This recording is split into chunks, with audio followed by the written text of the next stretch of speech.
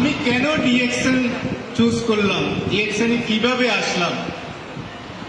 আমি বাংলাদেশ নৌবাহিনীতে 30 বছর চাকরি করার পর 2010 সালে অবসর গ্রহণ করি এবং এই ডিএকশনের দাওয়াতটা আমি পাই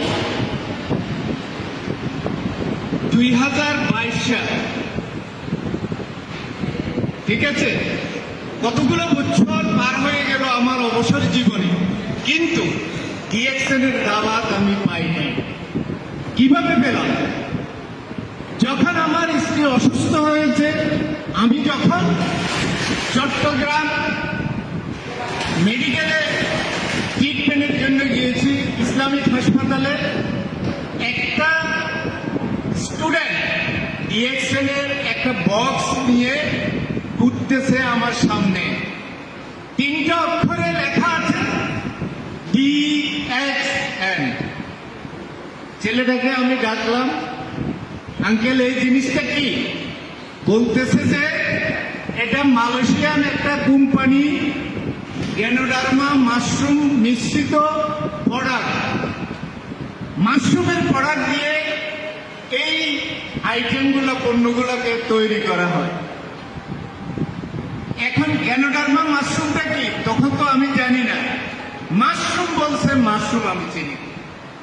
সম্ভবত আমরা আমাদের গ্রাম অঞ্চলে ব্যাংকের ছাতা বলে আমরা চিনি, যেটা মাশরুম।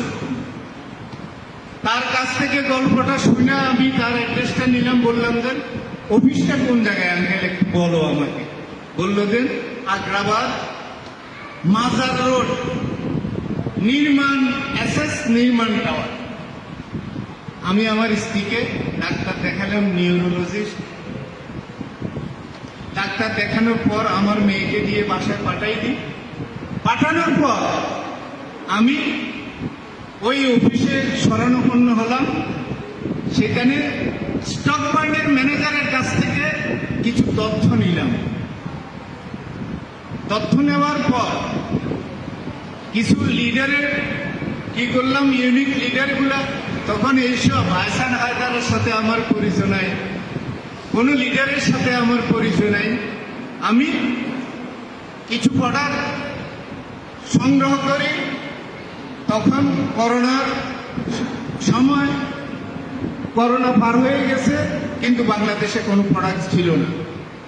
আমি মালয়েশিয়া থেকে প্রোডাক্ট এনে আমার স্ত্রীকে ট্রিটমেন্ট করাই।